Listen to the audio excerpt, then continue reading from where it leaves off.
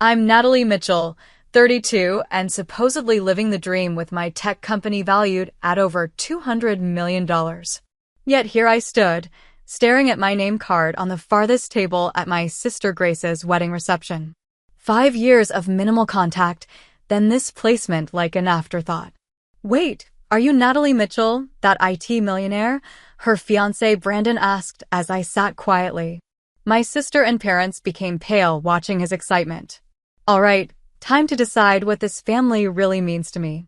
Before I continue, let me know where you're watching from and subscribe if you've ever felt invisible to those who should value you most. Growing up in Portland, Oregon, my sister Grace and I were born just 2 years apart. I still remember the yellow bedroom we shared, with butterfly stickers on the ceiling and a bookshelf dividing our sides. Grace, being younger, would often crawl into my bed during thunderstorms, and I'd tell her stories about brave princesses who saved themselves. We were inseparable then, sharing toys, clothes, and our deepest secrets. Our parents, Diana and Robert Mitchell, ran a successful local insurance agency. Dad worked long hours while Mom managed the social calendar, always ensuring we presented the perfect family image to their country club friends. From early on, it became clear that Grace possessed qualities my parents valued: conventional beauty, social grace, and an eagerness to please. With her golden blonde hair, bright blue eyes, and naturally outgoing personality, she embodied everything they hoped for in a daughter. I was different. Quieter, more analytical, with dark brown hair and a preference for books over parties. By middle school, the contrasts between us became more pronounced. While Grace joined cheerleading and made friends effortlessly, I gravitated toward the computer lab where I could build websites and program simple games. "Why can't you be more like your sister?" became a refrain I heard so often it felt like background music to my adolescence. When Grace won Homecoming Queen, my parents threw a party. When I won the state science competition, they simply nodded and asked if I'd considered joining a sports team. High school only widened the divide. Grace was crowned prom queen and dated the football captain, while I served as president of the computer club and spent weekends building my first app. My parents attended every one of Grace's cheerleading competitions, but missed my technology showcase, where I presented software that caught the attention of a MIT recruiter. When college acceptance letters arrived, I received a full scholarship to MIT for computer science. Rather than celebrating, my mother sighed, "Boston is so far away." At least Grace is staying close to home at Portland State. The day I left for college, my father's parting words were, "Don't get too caught up in all that computer stuff. You'll need to focus on finding a good husband too." At MIT, I thrived. For the first time, I was surrounded by people who understood my passion for technology. The challenges were immense. Being one of few women in my program meant constant battles for respect. Male classmates assumed I needed help with coding assignments. Professors sometimes directed questions to the men around me. But I persisted, graduating with honors and multiple job offers. Instead of accepting corporate positions, I took a risk. In my tiny apartment, I developed security software that protected against a new type of cyber threat. Working 18-hour days, living on ramen and coffee, I created SecureSync, a program that would eventually revolutionize data protection. My first major contract came unexpectedly. After a major bank experienced a devastating hack, they took a chance on my solution when larger companies failed them. The success was immediate. My software stopped threats their expensive systems missed. Within months, I had contracts with 3 more financial institutions. The next 5 years brought explosive growth. SecureSync expanded from just me to a team of 45 employees. We secured venture capital funding, moved into sleek offices in San Francisco, and our valuation soared past $200 million. Industry magazines featured me as a rising star and woman to watch in tech. The apartment became a modern condo overlooking the bay. Throughout this journey, my family remained distant. Christmas calls lasted barely 15 minutes. When I explained my company's success, my father would interrupt with, That's nice, honey. Did you hear Grace got promoted to head nurse? My mother consistently referred to my career as playing with computers even after Forbes mentioned me as an innovator. Our last family gathering happened 5 years ago when I visited Portland after securing our biggest contract yet.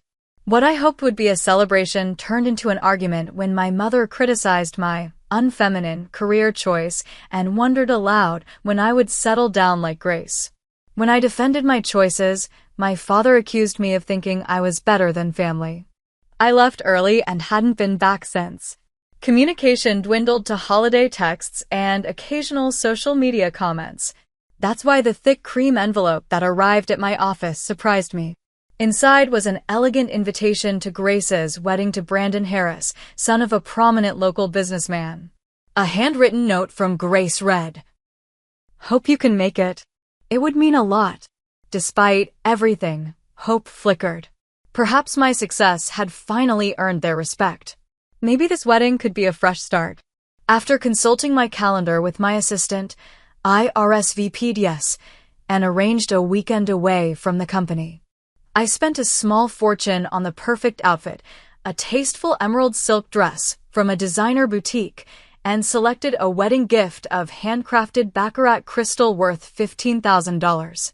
Perhaps materialistic, but I wanted them to know I had achieved something significant despite their lack of support. As my private flight approached Portland, I gazed at the familiar landscape of the Pacific Northwest and allowed myself to imagine a warm homecoming. Would they finally see me as I was, rather than who they wished I'd become? The flight attendant's voice pulled me from my thoughts as we prepared to land in Portland. Looking out the window, I watched the familiar green landscape come into view, so different from San Francisco's urban sprawl. A car service waited as I exited the terminal, my driver holding a sign with Ms. Mitchell in crisp black letters. "Where to, Ms. Mitchell?" he asked, taking my weekend bag. "The Nines Hotel, downtown," I replied, having decided against staying at my parents' house. The boundary seemed necessary for my mental health.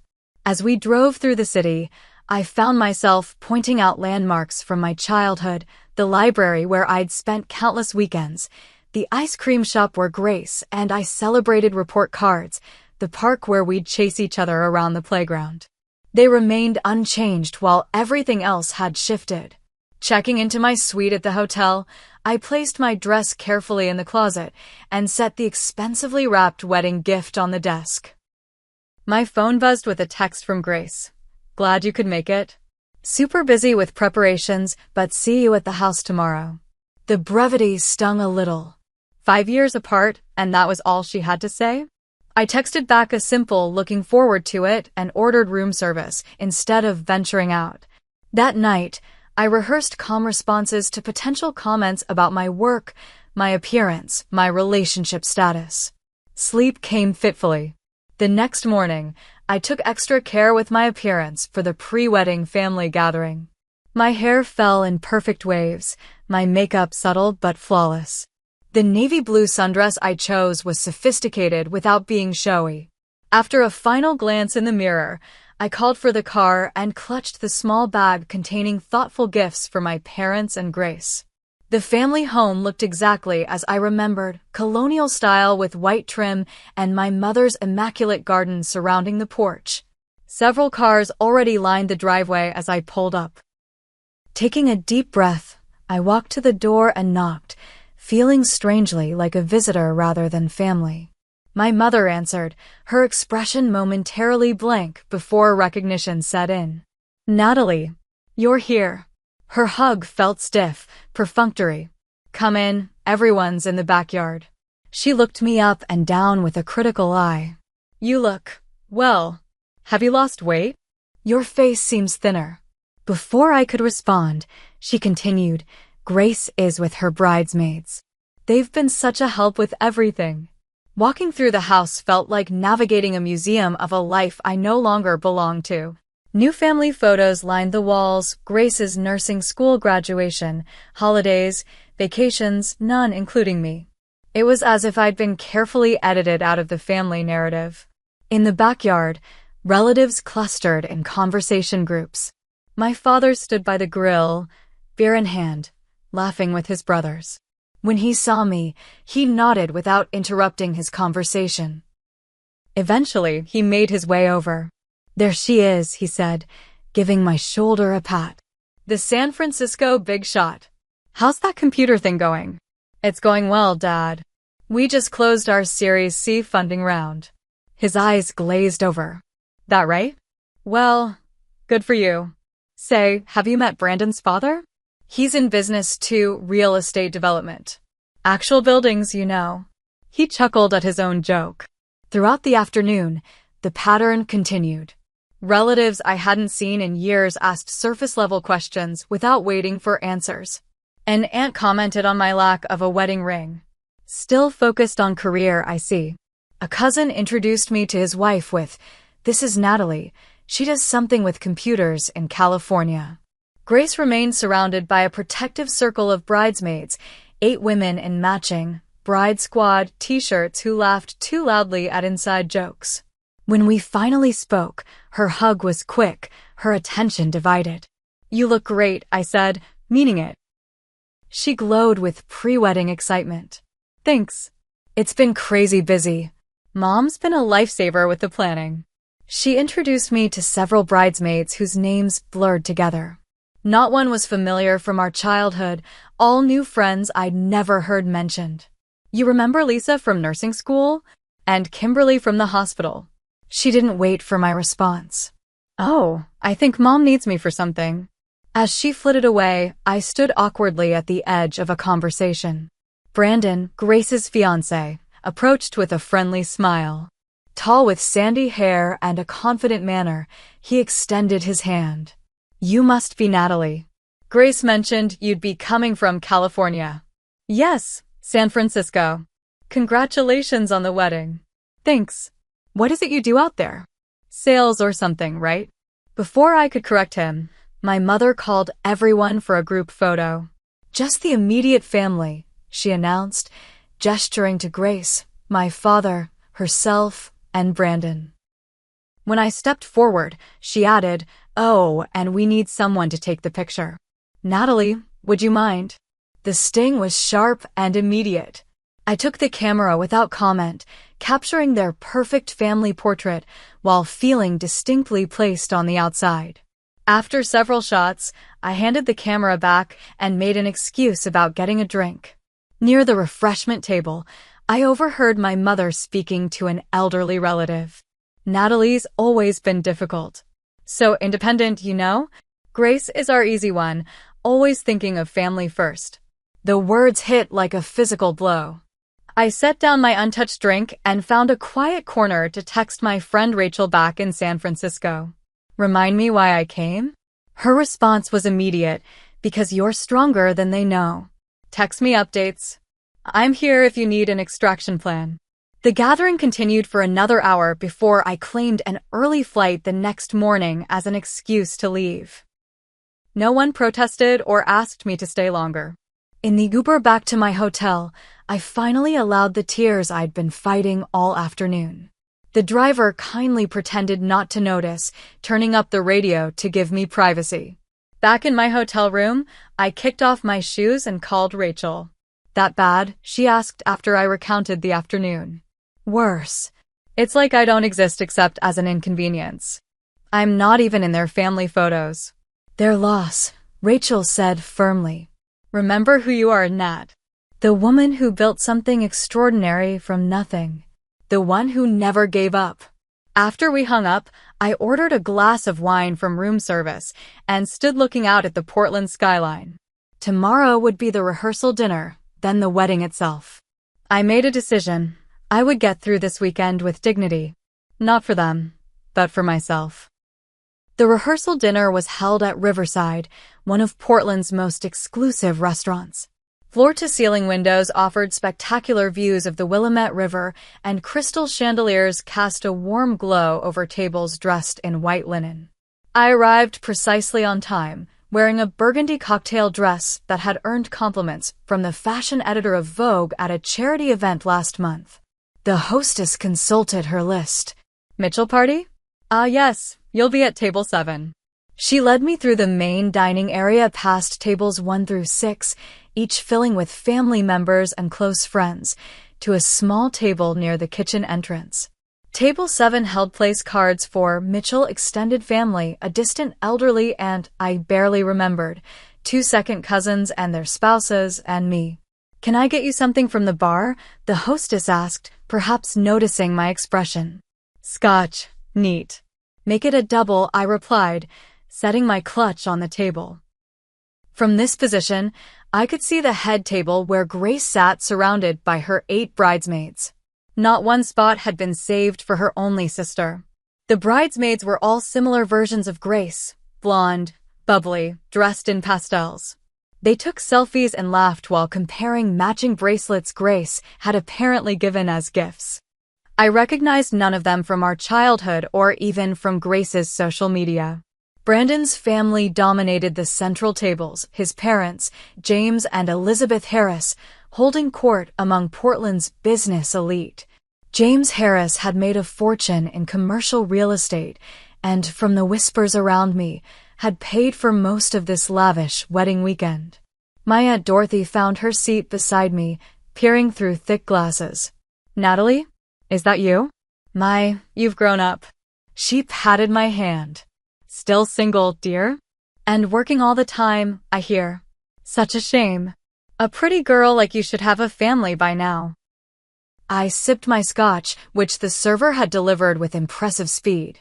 "Actually, I'm quite happy with my life, Aunt Dorothy." She looked unconvinced. "If you say so, dear. Your sister has done so well for herself, hasn't she? Such a lovely fiancé with such a good family. Your parents are thrilled."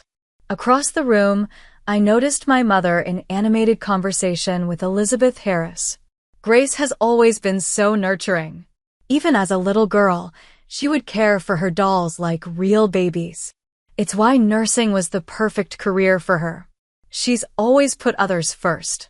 Not once did I hear my mother mention my name or achievements throughout the evening, despite opportunities when guests asked about her children. During the cocktail hour, James Harris approached me, champagne in hand. "You're Grace's sister, correct? From California?" "Yes, San Francisco.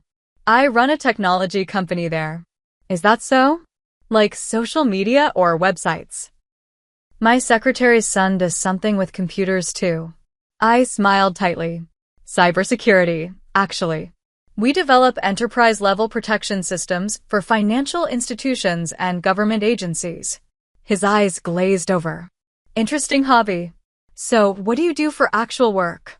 Before I could respond, he was called away to greet another guest. I ordered a second scotch. Eventually, Grace made her way to my table, looking radiant in a white cocktail dress with bride spelled in rhinestones on the shoulder. "You made it," she said, giving me a quick hug that barely made contact. "Wouldn't miss it. Everything looks beautiful." She glanced around distractedly. "Thanks. It's been so stressful planning everything. Mom's been amazing, though." "I noticed I'm not seated with the family," I said, trying to keep my tone neutral. Grace had the decency to look slightly embarrassed. "Oh, that. Well, seating was complicated with Brandon's large family." "You should have told me if you wanted to be a bridesmaid. I assumed with your busy work schedule." "You never asked," I pointed out quietly. "Well, it's all set now." "Oh, I see Brandon's grandmother just arrived. I should go say hello." She squeezed my arm. "Thanks for being here, sis." As she walked away, I felt a presence beside me. Brandon's best man, Tyler, leaned against a nearby pillar. "So you're the mysterious sister," he said, his tone slightly condescending. "Grace mentioned you live in California. Teaching or something, right?" "I run a technology company," I corrected. Cool. Like an Etsy shop?" His smirk made it clear he wasn't really interested in the answer. "Something like that," I replied, unwilling to waste energy explaining. Dinner began with my father rising to give the first toast. He beamed at Grace, raising his glass high.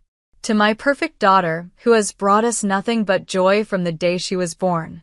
And to Brandon, the son we always wanted." We couldn't be prouder of the beautiful life you two are building together. Not a single mention of having another daughter. Not even a cursory acknowledgement of my existence. Each subsequent speech followed the same pattern. Grace was celebrated, her relationship with Brandon exalted, while I sat in the shadows at table 7, increasingly invisible. As dessert was being served, an older woman took the empty seat beside me. I recognized Elaine Peterson, my mother's friend from college who had always treated me with unexpected kindness growing up. "I've been following your success, Natalie," she said without preamble. "That profile in Forbes was impressive. Your parents never mention it, you know." "I'm not surprised," I replied, pushing my untouched cake away. "They've always been intimidated by you," Elaine said, lowering her voice. "Your intelligence, your drive. It's easier for them to focus on Grace. She makes them comfortable. You challenge them just by being who you are." "That's a generous interpretation." Elaine patted my hand. "I've known your parents for 30 years. Trust me on this, they're jealous. They've constructed this narrative where Grace is the successful one because they understand her achievements. Your success is in a world they can't comprehend, so they diminish it." Her words stayed with me as the evening concluded. In the privacy of my hotel room, I considered booking an early flight back to San Francisco. What was I trying to prove by staying? That I was worthy of their acknowledgement? That I mattered to my own family? My phone lit up with a text from Samantha, my business partner. "How's the family circus? Need an emergency conference call to escape." I smiled despite myself. Tempting. "We'll update tomorrow." After a long shower, I made my decision. I would stay not for their approval, but for my own closure. I'd spent too many years hoping for validation from people unwilling or unable to give it. This weekend would be the period at the end of that sentence, allowing me to begin a new chapter free from those expectations. Morning light filtered through the hotel curtains as I awakened to the day of Grace's wedding. For a moment, I lay still, mentally preparing for what would likely be another day of subtle exclusion and emotional gymnastics. My phone buzzed with a text from Samantha. "Big day. Remember, you're the Natalie Mitchell who made cybersecurity world's 30 under 30, not the Natalie who needs her family's approval. Call if you need perspective." Her message bolstered my resolve. I responded with a quick thanks before starting my morning routine. As I applied my makeup, I checked Instagram to see a flood of posts from Grace's bridesmaids. They were already at my parents' house, matching robes on, champagne flutes raised in various poses. #Bride Squad, #Grace's Big Day, and #Best Friends Forever captions accompanied each carefully filtered image. Not a single invitation had been extended to me to join them for the morning preparations. The realization settled heavy in my stomach. Not just excluded from the wedding party, but from the entire ritual of sisterhood that traditionally accompanied it. A knock at my door interrupted my thoughts. A hotel staff member delivered a stunning arrangement of white orchids. For a moment, my heart lifted, thinking perhaps my family had remembered me after all. But the card read simply, "Knock, M dead, boss. We're all rooting for you here. Your Secure Sync team." My eyes stung with unexpected tears. My work family, those I'd built relationships with over the past 5 years, had thought to support me from afar. Meanwhile, my own mother hadn't even texted to check if I was awake or needed anything for the day. As if summoned by my thoughts, my phone rang with my mother's name on the screen. "Natalie, are you up? The ceremony starts at 3, but family needs to be at the church by 1 for photos." "Good morning to you too, Mom." "Yes, I'm awake. You're making an effort with your appearance, right?" "These will be permanent photos. I've arranged for the church's cry room to be available if you want to change there." Her tone carried its familiar critical edge. "My hotel room is fine, thanks. And yes, I'll be presentable." I bit back the urge to mention that my appearance had been deemed worthy of a spread in Vanity Fair last year. "Good. And please don't be late. Grace is very stressed, and we don't need any complications." After she hung up, I finished getting ready, taking extra care with my hair and makeup. The emerald silk dress I'd chosen was elegant without being flashy. I had no intention of upstaging the bride, but refused to diminish myself either. The 4-carat diamond earrings I wore, a gift to myself after closing our biggest contract, would be my subtle reminder of what I'd accomplished on my own. At 11:30, I arrived at my parents' house. Cars lined the street, and the sounds of laughter and music spilled from inside. The front door was unlocked, so I entered without knocking. The living room had been transformed into a bridal preparation zone. Makeup artists, hairstylists, and photographers moved among the bridesmaids, who were now dressed in matching lavender gowns. Grace sat in the center, a mimosa in hand, looking beautiful in a silk robe with bride embroidered across the back. No one noticed me for several minutes as I stood in the doorway, gift bag in hand. Finally, my mother emerged from the kitchen, stopping short when she saw me. "Natalie, you're early." She glanced at my completed hair and makeup. "We have professionals here if you need touch-ups." "I'm fine, thanks." "I brought something for Grace." I held up the bag containing a vintage sapphire hairpin I'd found at an antique shop in San Francisco, something blue, for the wedding tradition. "She's very busy right now with photos. Just leave it on the side table." My mother gestured dismissively before turning to the photographer. "Can we get some shots of Grace with her bridesmaids on the staircase?" I placed the gift on the table and found an unoccupied corner from which to observe. The scene was like watching a play where everyone knew their role except me. My father appeared briefly, freshly showered and dressed in his tuxedo pants and undershirt, grabbing a bottle of water before retreating to his den. He nodded in my direction but didn't approach. The bridesmaids formed a protective circle around Grace, touching up her makeup, adjusting her hair, filling her glass.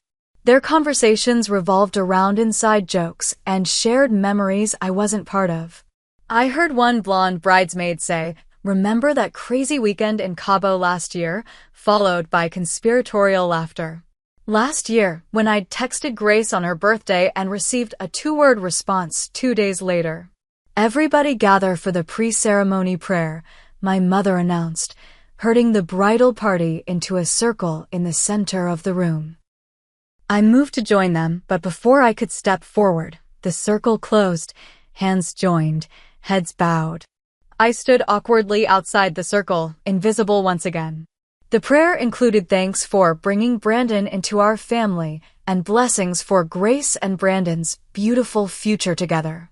My mother ended with, "We're so thankful for everyone who made the effort to be here for Grace's special day." As the circle broke, Grace spotted me for the first time. "Natalie, when did you get here?" She came over, careful not to wrinkle her robe. "About 20 minutes ago," I replied, hugging her gently. "You look beautiful." "Thanks." She looked around nervously. "Everything's been so chaotic." "Did Mom tell you about the photo schedule?" "Just that family should be at the church by 1. Grace nodded, then lowered her voice. "Can I ask you something? It's awkward, but..." She bit her lip. "Brandon and I were hoping to upgrade our honeymoon, but with the wedding costs. I know your company is doing well." The request landed like a slap. After 5 years of minimal contact, after being excluded from the bridal party and preparations, my sister's first private conversation with me was to ask for money. I maintained my composure. "What did you have in mind?" "We were thinking of extending to 2 weeks and adding Bora Bora. Probably around 30,000. Her expression was hopeful, expectant. "I'll transfer it this afternoon," I heard myself say, wondering why I still sought approval through financial means. "You're the best." She hugged me quickly. "I should get back to the girls. We have this whole photo sequence planned before we leave for the church." I nodded, watching her return to her bridal circle. A memory surfaced of us as children, playing wedding in the backyard. I was 7, Grace 5. We had taken turns being the bride, using a white sheet as a veil. "When I get married for real," little Grace had declared, "you'll be right next to me the whole day." 25 years later, I couldn't have been more separate from her experience if I'd watched it on television. I arrived at the church early, hoping to find a way to be useful. The colonial-style building was decorated with lavender and white flowers, ribbons adorning each pew. A coordinator with a clipboard intercepted me in the foyer. "Are you with the bride or groom?" "Bride. I'm her sister." She consulted her list. "Mitchell. Oh, family. The family room is down the hall to the right, but I think they're still doing bride and bridesmaid photos in there. Is there anything I can help with?" I offered. The coordinator smiled politely. "Everything's handled, thanks. The wedding planner has a team of 6 managing all details." With nowhere to go and nothing to do, I found a quiet corner in the church library and pulled out my phone. Work emails provided a welcome distraction. A security issue in our London office, a potential new client in Singapore, a question about our upcoming product launch. These problems I could solve. These relationships made sense. For 45 minutes, I immersed myself in work until the coordinator appeared again. "We're seating family now for the ceremony, if you'd like to follow me." I put away my phone and followed her into the sanctuary, expecting to be directed to the front rows reserved for immediate family. Instead, she led me to the 8th row from the front. "This is for immediate family," I said, confused. "I have you listed in row 8, she replied, checking her clipboard again. "The first 4 rows are for parents, grandparents, and Brandon's extended family. Rows 5 through 7 are for the bridal party's families." So, even in seating, I ranked below the families of Grace's friends. I took my place in row 8, watching as relatives and friends received preferential placement. My parents entered and were escorted to the front row without glancing in my direction. The church filled quickly, excitement building as the string quartet began playing classical arrangements. And then, suddenly, the wedding march began. All rose as the doors opened. My father appeared with Grace on his arm, her white gown cascading behind her, veil framing her radiant face. For a moment, all the hurt fell away as I remembered the little sister who had crawled into my bed during thunderstorms. She looked truly happy, and despite everything, that mattered to me. The ceremony proceeded beautifully. Brandon's voice broke with emotion during his vows. Grace's smile never wavered. When they were pronounced husband and wife, genuine applause filled the church. I joined in, clapping for my sister's happiness while acknowledging the ache in my chest. As guests began filing out toward the reception, I checked the wedding program I'd been handed upon arrival. A full page thanked the wedding party, parents, grandparents, and even the family dog for their love and support. My name appeared nowhere in the glossy booklet. The reception venue was a stunning country club overlooking the Columbia River. Crystal chandeliers hung from vaulted ceilings, and floor-to-ceiling windows showcased the water view. White roses and lavender hydrangeas adorned every surface, complemented by flickering candles in silver holders. A string quartet played softly in the corner of the grand ballroom, while waiters circulated with champagne and hors d'oeuvres. I paused at the entrance, taking in the scene. At least 200 guests mingled in cocktail attire, many familiar faces from my childhood now matured with time. Near the bar, I spotted my father's business associates. By the windows, my mother's garden club friends clustered, admiring the view. Everyone seemed to belong except me. The seating chart was displayed on an ornate mirror near the entrance. Guests crowded around, finding their assignments. I waited until the crowd thinned before approaching. My finger traced down the alphabetical list. Mitchell, Diana, and Robert at table 1, the head table. Mitchell, Grace, and Brandon also at table 1, naturally. I continued scanning until finally locating Mitchell, Natalie at table 19. Following the numbered tables, I walked past the center of the room, past the dance floor, past tables filled with extended family, past college friends, work colleagues, and neighbors, until I reached table 19 in the far corner of the ballroom, partially obscured by a decorative pillar and closest to the kitchen doors. My table companions were already seated.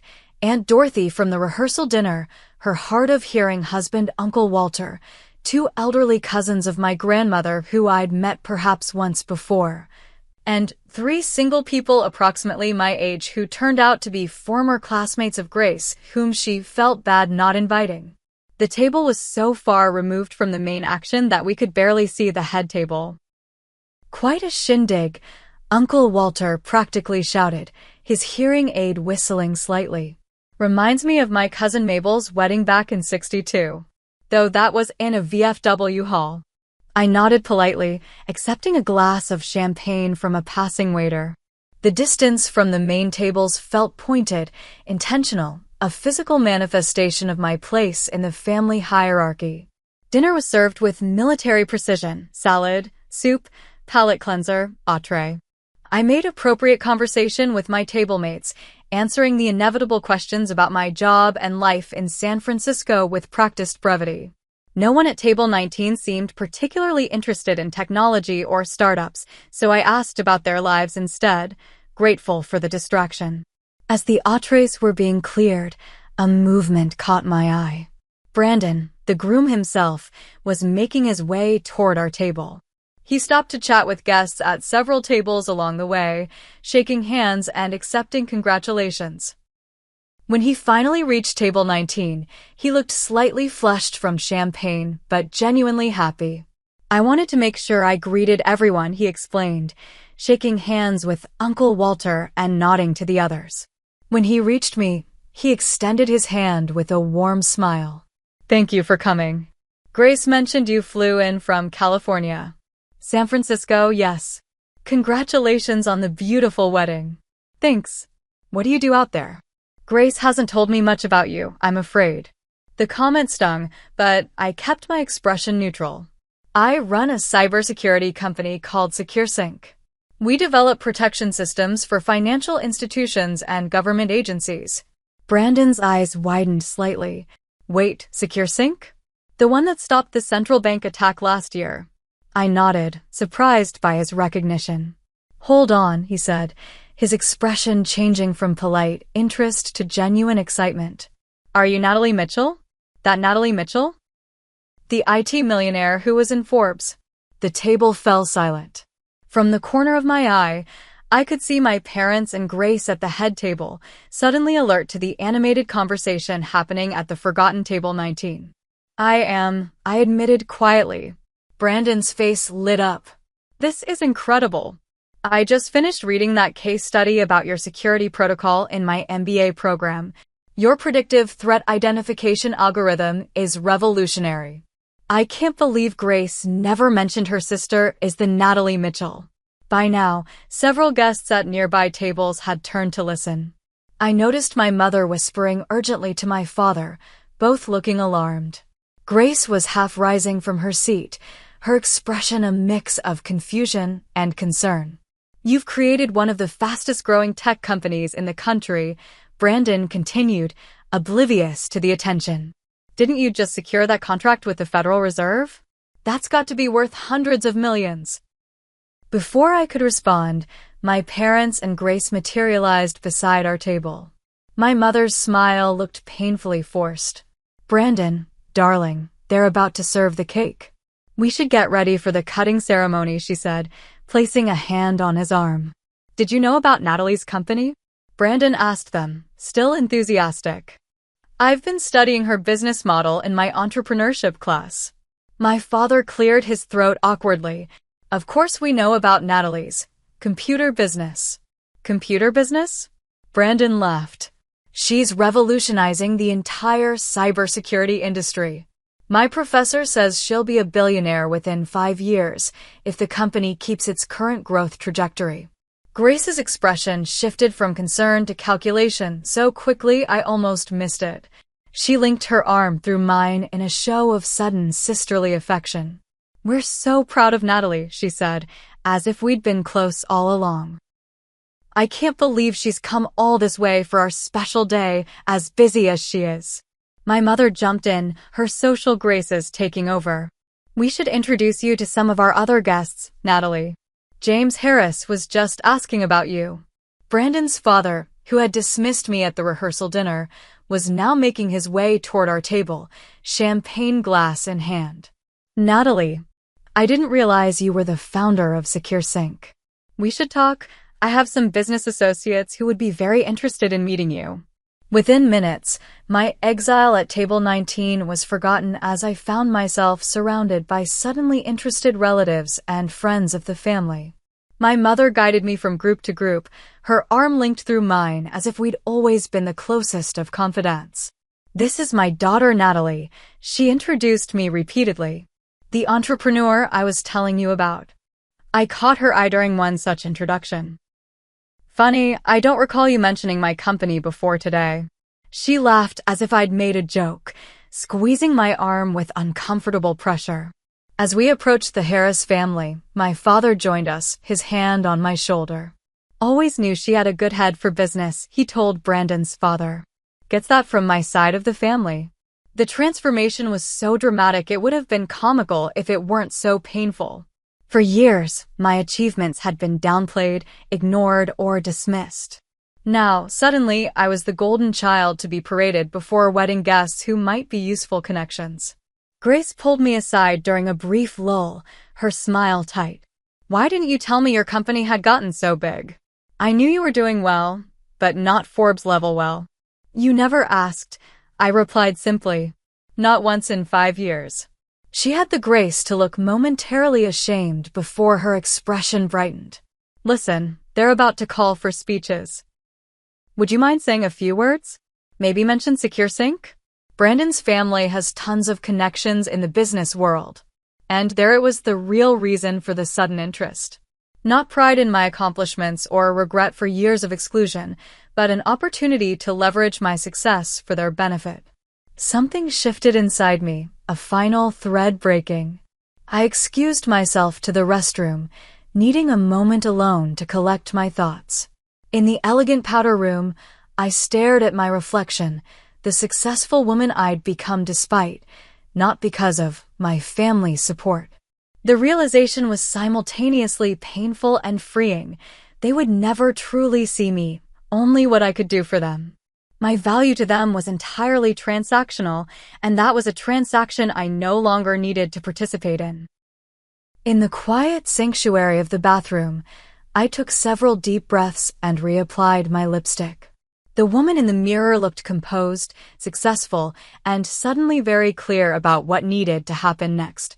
I wasn't going to cause a scene at my sister's wedding. That would only reinforce their narrative about me being difficult. But I would no longer participate in the charade that we were a loving, supportive family. When I returned to the reception, Brandon's father immediately approached, 2 business associates in tow. Natalie. Perfect timing. I was just telling Howard and Richard about your company. Howard's firm manages several pension funds that might be interested in your security protocols. How fascinating, I replied with a polite smile. If they'd like to learn more, they can contact our business development team through our website. We have a thorough vetting process for potential clients. His expression faltered slightly at my professional rather than eager response. Before he could recover, my mother appeared at my elbow. There you are. Several people have been asking about you. Did you know Elizabeth's brother is a venture capitalist? He's very interested in speaking with you. Mom, I said quietly but firmly, can we speak privately for a moment? You too, Dad, I added, seeing him hovering nearby. Something in my tone must have registered, because they both followed me to a relatively quiet corner near the terrace doors. Grace, noticing the movement, quickly joined us. Is everything okay? She asked, glancing nervously toward the guests. They'll be serving cake soon. Everything's fine, I assured her. I just wanted a moment with my family. I took a deep breath, keeping my voice level and calm. For 5 years, we've barely spoken. My calls went unreturned, my achievements unacknowledged. I was seated at the furthest table today, not included in family photos and not even mentioned in the wedding program. My mother began to interrupt, but I held up my hand. Please let me finish. I understand now that I don't fit into the narrative you've created about our family, and that's okay. But what's not okay is suddenly parading me around like a prized show dog because Brandon recognized my name. That's not fair, my father protested. We've always supported you. When? I asked simply. When did you support my career, my choices, or my life in any meaningful way? We've been concerned about you, my mother said, her voice taking on a familiar defensive tone. Working all the time, no social life, no family of your own. That's not healthy, Natalie. That's not concern, Mom. That's judgment. There's a difference. Grace shifted uncomfortably. Can we talk about this another time? It's my wedding day. That's exactly my point, I replied. It is your wedding day, and I'm happy for you. But I won't pretend that we're a close-knit family when we're not, or that my value only comes from who I know or what I've achieved. So what are you saying? My father demanded. I'm saying that I'm going to quietly leave the reception now. I'll send a gift to celebrate your marriage, Grace, because I do wish you happiness. But I need to step away from this dynamic. I deserve relationships built on genuine care, not convenience or utility. You're just going to leave? Make a scene? My mother's voice rose slightly. No scene, I promised. I'll simply make my excuses and go. Most people won't even notice I'm gone, just as they didn't notice I was seated at the furthest table or excluded from the family photos. Grace's expression showed the first genuine emotion I'd seen from her all weekend, a mix of guilt and realization. Natalie, I didn't mean to. I know you didn't, I said gently. None of you did. That's actually the problem. It was all so automatic, so ingrained that you didn't even question it. I straightened my shoulders. I've built a life I'm proud of. I have people who value me for who I am, not what I can do for them. I deserve that from my family too, and if I can't have it, then I need to accept that and stop hoping for it to change. The DJ announced the cake cutting was about to begin, creating a natural end to our conversation. As guests moved toward the center of the room, I took the opportunity to step onto the terrace for a final moment of privacy. To my surprise, Brandon appeared beside me. Everything okay? You looked intense talking with the family. Just clearing the air, I replied. Congratulations again on your marriage. He studied my face. I feel like I'm missing something here. Grace never really talks about you, but when she does, it's always with this weird competitive edge. I assumed you two had the normal sister rivalry thing, but after meeting you, it seems more complicated. Family usually is, I said with a small smile. Well, for what it's worth, I think what you've built is incredible. And I'm sorry if I caused any awkwardness by bringing it up. You didn't know. And honestly, it helped me see things more clearly. As we turned to go back inside, Brandon asked, "Will you be staying for the send-off?" No, I said. I think it's best if I make an early exit. Would you mind letting Grace know I said goodbye? Sure, he agreed, looking confused but respectful. Safe travels back to San Francisco. Inside, I retrieved my purse from table 19, saying polite goodbyes to my table mates. Uncle Walter's parting words stayed with me. Always been a smart one, you. Too smart for some to handle, I reckon. As I moved toward the exit, several guests stopped me, some genuinely interested in catching up, others clearly hoping to make business connections. I was polite but brief with each interaction. Near the door, Elizabeth Harris, Brandon's mother, intercepted me. Leaving so soon? James was hoping to introduce you to some of his golf club friends. Please give James my regards, but I have an early flight tomorrow. She lowered her voice. Between us, we should set up lunch when things settle down. Your mother mentioned you're single, and my nephew Thomas is recently divorced, very successful in finance. I smiled politely. I'm not actually looking for setups right now, but thank you. At the coat check, I encountered Elaine, my mother's friend who had spoken honestly with me at the rehearsal dinner. Heading out, she asked, studying my expression. Yes, it's been an illuminating weekend. I saw the family huddle earlier. You stood your ground. I nodded. She smiled approvingly. Good for you. Some people never learn to do that with family. Takes courage. Or exhaustion, I replied with a small laugh. That too. She handed me a business card. I'm in San Francisco occasionally for art exhibitions. Would love to have coffee sometime with no Mitchell family drama attached. I tucked the card into my purse, touched by the gesture. A few other guests offered similar connections as I made my way out, people who seemed to see me as an individual rather than an extension of my family role.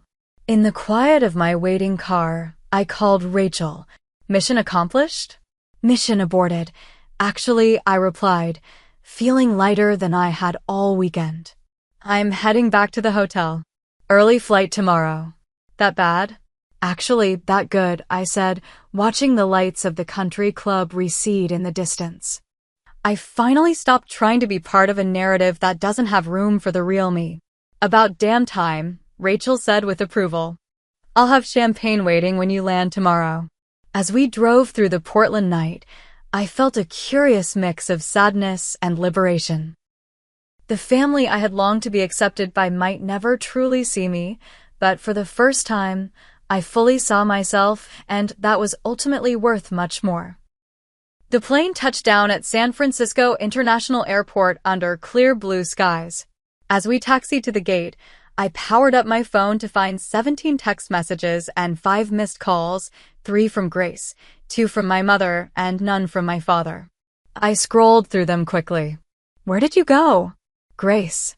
People were asking about you. Mother. Call me when you get this. Mother. Brandon's father wanted to discuss a potential investment. Mother. Did something happen?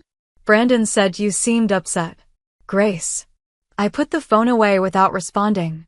The pattern was clear, concern not for my feelings, but for the missed networking opportunities and social awkwardness my departure might have caused. Rachel waited beyond security, true to her word with a small cooler bag. Champagne as promised, though we might want to wait until we're at your place to pop it. The familiar drive along the bay to my condo provided time to decompress, sharing the weekend's events with someone who actually listened. Rachel's indignation on my behalf felt like a bomb. So basically, they ignored you until they realized you might be useful, she summarized as we entered my building. Pretty much. The speed with which I transformed from embarrassing relative to prized connection was almost impressive. My condo welcomed me back with floor-to-ceiling windows showcasing the San Francisco skyline. After the emotional marathon of the weekend, the clean lines and uncluttered space felt like sanctuary. To setting boundaries, Rachel toasted once we'd opened the champagne. And to chosen family, I added, clinking glasses. The next morning, I threw myself back into work. My team at Secure Sync had managed beautifully in my absence, but the routine of strategy meetings and development updates helped ground me. Samantha stopped by my office after the morning briefing. You look different, she observed, studying my face. More, resolved somehow. I shared a condensed version of the weekend, watching her expression shift from disbelief to outrage. Table 19? Are you kidding me? After everything you've accomplished? It was actually clarifying, I admitted. No more ambiguity about where I stand. And now? Now I focus on what's real. This company. Our team. The people who actually show up. That afternoon, I scheduled a session with Dr. Loving, the therapist I'd been seeing intermittently since founding the company. Her calm office had been a safe space during the most stressful periods of building Secure Sync. You set a boundary, she noted after I recounted the wedding experience. How does that feel? Sad, I admitted, but also right. Like removing a splinter, it hurts, but it needed to happen. Grief and relief often coexist, she observed. You're grieving the family relationship you wished for while feeling relief at releasing the expectation. Over the next week, the messages from my family continued, evolving from confusion to irritation to sudden interest in my work. My mother's latest text read, James Harris mentioned their company might need security consulting. Should I give him your number? After careful consideration, I finally responded with a simple message. Please direct any business inquiries to our company website. I'm taking some personal time to reassess our family relationship. I'll reach out when I'm ready. My mother's response was immediate and predictable.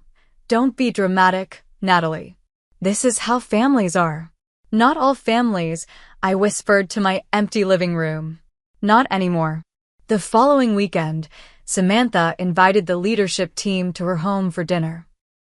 A gathering that evolved into an impromptu family-by-choice celebration with laughter, inside jokes, and genuine interest in each other's lives beyond work.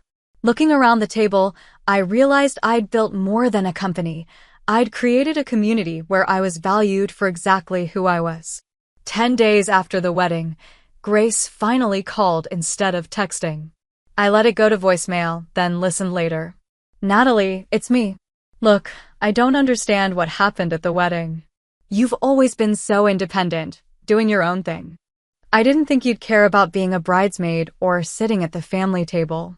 But Brandon says, he says we might have taken you for granted. Anyway, call me back, okay? It was the first hint of self-awareness I'd heard from her in years. After sleeping on it, I called her the next morning. Natalie, you called back. She sounded genuinely surprised. I did. How was the honeymoon? Amazing. Thank you again for, helping with that. She paused awkwardly. About the wedding. Grace, I interrupted gently. When was the last time you asked me about my life? Not my company or my money, but me. The silence stretched for several seconds. I don't know.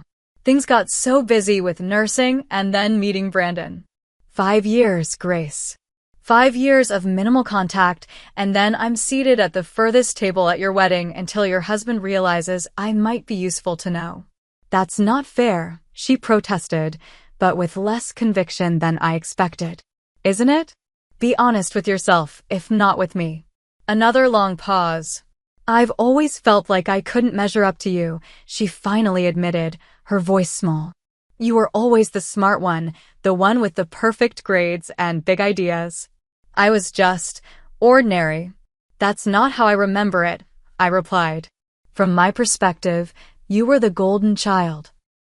The pretty one, the social one, the one mom and dad proudly introduced to everyone while I was the awkward disappointment. Really? The genuine surprise in her voice spoke volumes about our parallel but disconnected experiences. Really. And maybe that's the problem. We've been competing in a race neither of us designed, each thinking the other had the advantage. We talked for nearly an hour, the first real conversation we'd had in years. No earth-shattering revelations or tearful reconciliations, but perhaps the beginning of something more authentic. My parents proved more resistant to change. When I finally took their call, my father launched immediately into talk about a friend's son who worked at a venture capital firm, while my mother criticized my sensitivity about the wedding seating. We're family, Natalie. Family forgives and moves forward, she insisted. I agree, I replied. But moving forward requires acknowledgement and change, not just pretending problems don't exist. Well, I don't know what you expect from us. We've always supported you. Rather than argue, I simply said, I need some time and space to figure out what kind of relationship works for all of us. I love you, but I need to love myself enough to have boundaries too. They didn't understand, perhaps they never would, but I no longer needed their understanding to validate my decision. Over the next several months, I poured energy into creating my foundation, supporting women in technology. Working with young women who faced barriers in STEM fields reconnected me with my own early passion for technology before it became entangled with proving my worth.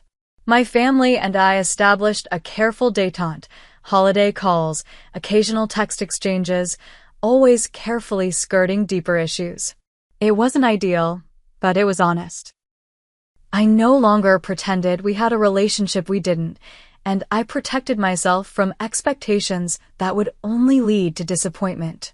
6 months after the wedding, Grace visited San Francisco for a nursing conference. We met for dinner at a restaurant overlooking the bay, both slightly nervous. Your place is amazing, she said after I'd given her a tour of my condo. I had no idea. I mean, I knew you were successful, but seeing it is different. It's just stuff, I replied. The company matters to me because it solves real problems, not because of the lifestyle. She nodded, then hesitated before speaking again. I've been thinking a lot about what you said. About our family dynamics. Brandon says his family has similar patterns, just different versions. Most families do, I think. The question is whether we recognize and change them or just perpetuate them. I don't want to be like Mom, she admitted suddenly. Always comparing, always judging. Brandon and I are talking about starting a family soon, and I keep worrying I'll do the same thing to my kids. The fact that you're worried about it probably means you won't, I offered. Awareness is the first step. We weren't best friends overnight, but something had shifted. The pretense had fallen away, allowing for the possibility of something more real to grow in its place. As for my parents, our relationship remained more distant, conducted largely through holiday calls and occasional visits where we carefully avoided any topics of substance. It wasn't the warm family bond I'd once yearned for, but I'd made peace with that. Some relationships worked better with healthy distance. The true transformation happened within me. The little girl who had desperately sought approval finally understood that external validation would never fill an internal void. The success I'd built meant something because it aligned with my values and purpose, not because it impressed others. My therapist had asked once, "What would your life look like if you stopped trying to earn your family's approval?" The answer had emerged gradually. It looked like authentic connections, like work that mattered, like the freedom to define success on my own terms, like boundaries that protected my well-being, like chosen family who celebrated rather than diminished my strengths. It looked, in other words, exactly like the life I was now living. Standing on my balcony one evening, watching the sun set over the Golden Gate Bridge, I felt a profound sense of homecoming, not to a place, but to myself. The journey from Table 19 to self-acceptance had been painful but necessary, teaching me that sometimes the greatest act of love is releasing expectations of those who cannot meet them. This wasn't the end of my family story, merely the beginning of a new chapter where I held the pen, where I wrote my own definition of success and belonging, where I finally understood that taking my rightful seat at the table, any table, began with believing I deserved to be there. Has your family ever made you feel like an afterthought? Have you ever had to set boundaries with loved ones to protect your self-worth? Share your story in the comments. If this resonated with you, please hit the like button and subscribe for more authentic conversations about family dynamics and personal growth. Remember, sometimes the family we choose is as important as the family we're born into. Thank you for listening to my story, and may you always know your true worth is never determined by where others place you.